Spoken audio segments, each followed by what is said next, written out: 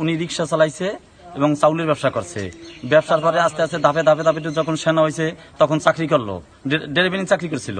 আপনি গাড়ি চালক হয়ে এত সম্পদের মালিক গাড়ি চালাচ্ছিলাম 15 বছর আগে, এখন তো আমি ব্যবসায়ী। প্রশ্ন ফাঁস করে কত টাকা কামিয়েছেন? প্রশ্ন ফাঁসে যেই টাকা কামাইছি সব খরচ করছি আল্লাহর রাস্তায়। সরকারি কর্ম কমিশনের চেয়ারম্যানের সাবেক গাড়ি চালক সৈয়দ আবেদ আলী।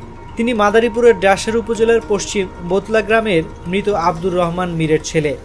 প্রাথমিকের গণ্ডি পেরিয়ে ৬ষ্ঠ শ্রেণীতে পড়াকালীন চলে যান ঢাকায়।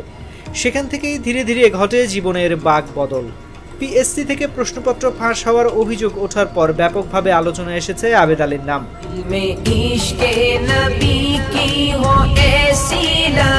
প্রশ্ন ফাঁসের ঘটনায় তাকে গ্রেফতারও করেছে পুলিশের অপরাধ তদন্ত বিভাগ। অথচ শৈশবে সেই আবেদ আলীর জীবনযুদ্ধটা শুরু হয়েছিল ভিন্নভাবে। অল্প বয়সেই ঢাকায় পা রেখে কাজের সন্ধানে নামতে হয় তাকে। কুলির কাজ থেকে শুরু করেন আয় রোজগার, এরপর রিক্সা চালানো, হোটেলে ধোয়া মোছার কাজ, চাল বিক্রি সহ যখন যে কাজ পেয়েছেন তাই করেছেন। এক পর্যায়ে গাড়ি চালানো শিখে চাকরি নেন পিএসসিতে।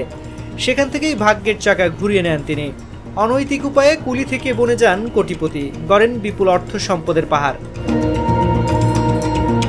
আবেদ আলী এখন ডাসার উপজেলা পরিষদ নির্বাচনে চেয়ারম্যান পদে প্রার্থী হওয়ার স্বপ্ন দেখছেন। এলাকায় টানিয়েছেন পোস্টার, ব্যানার। নিজ গ্রামে গড়ে তুলেছেন 3 তলা বাড়ি, একটি পাকা মসজিদ ও বাগান। কিনেছেন বহু ফসলি জমি। আবেদ আলী একা নন, প্রশ্ন ফাঁসে জড়িত হিসেবে নাম এসেছে তার বড় ছেলে সৈয়দ সোহানুর রহমান ওরফে সিয়ামেরও। এ অভিযোগে তাকেও গ্রেফতার করেছে সিআইডি। গ্রেফতারের পর সিয়ামকে ছাত্রলীগের ঢাকা মহানগর উত্তর শাখার ত্রাণ ও দুর্যোগ ব্যবস্থাপনা সম্পদের পদ থেকে অব্যাহতি দেওয়া হয়েছে। তবে তিনি এখনো ডাসার উপজেলা ছাত্রলীগের সহ সভাপতি পদে রয়েছেন। এটার জন্য আজকে থেকে আগামী যে কয়দিন এই তীব্র গরম থাকবে ঠিক ততদিন পর্যন্ত আপনাদের জন্য এই গ্রীষ্মকালীন ভালোবাসা অব্যাহত থাকবে, প্রতিদিন থাকবে। খোঁজ নিয়ে জানা যায় ছোটবেলায় বাবাকে হারান আবেদ আলী। এরপর 3 ভাই ও 1 বোনকে নিয়ে তাদের মা অনেক কষ্ট করে সংসার চালান। অন্যের জমিতে ধান কুড়িয়ে ও সেগুলো বিক্রি করে সংসারের খরচ জোগাতো তার মা। পরিবার নিয়ে আবেদ আলী এখন ঢাকাতেই থাকেন। মাসে 2-1 বার যান গ্রামের বাড়িতে। উপজেলা পরিষদ নির্বাচনের চেয়ারম্যান পদে প্রার্থী হতে প্রচারণাও চালাচ্ছেন অনেকদিন ধরে। গ্রামে গেলেই গরিব মানুষদের নানা ধরনের সহযোগিতা করেন। এবছর কোরবানির ঈদে তিনি গরিবদের মাঝে অনেক মাংস বিতরণ করেছেন। এসব কর্মকাণ্ডে গ্রামের মানুষও তাকে বেশ পছন্দ করেন। এ কারণে তার প্রশ্ন ফাঁসে জড়িত থাকা বা অনৈতিক উপায়ে কারিগরি টাকার মালিক বনে যাওয়ার খবর কিছুতেই মানতে পারছেন না এলাকার মানুষরা। এই পর্যন্ত আমরা এরকম তার বিরুদ্ধে শুনি নাই। এলাকায় আমরা এখানে এইটা চক্রান্ত কিনা এখন আমরা এই ধরনের সন্দেহান আছি। উনি ওনার যেখানে মুসলমানি না করায় ওই সময় উনি ঢাকা চলে গেছে। ঢাকা যাওয়ার ফলে উনি রিক্সা চালাইছে এবং চাউলের ব্যবসা করছে। ব্যবসার পরে আস্তে আস্তে ধাপে ধাপে ধাপে যখন সেনা হয়েছে তখন চাকরি করলো, ডেলিভারি চাকরি করছিল। চাকরি করার পরে ধাপে ধাপে মনে করেন যে নানান ধরনের ব্যবসা সে জড়িত, যে ফ্লাইটের ব্যবসা, আরো আর কি অনেক ধরনের জায়গা কিনে জায়গা বিক্রি করতো, এই ধরনের কিছু শুনছি।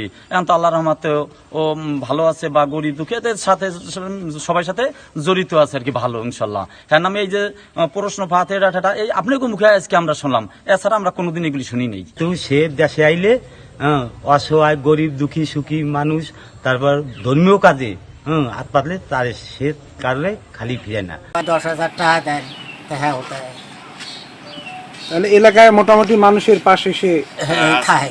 অভিযোগ এসেছে, তো অভিযোগের ভিত্তিতে আমাদের খোঁজ খবর অব্যাহত আছে এবং ওনার কাছে যদি অন্যায় করে বা কোনো কিছু যদি এই ধরনের কোনো যদি সম্পত্তি যদি ওনার কাছে থেকে থাকে, আইনের বাইরে যে সম্পত্তিগুলো আছে সেগুলো সম্বন্ধে আমাদের ইতিমধ্যে খোঁজ খবর অব্যাহত আছে।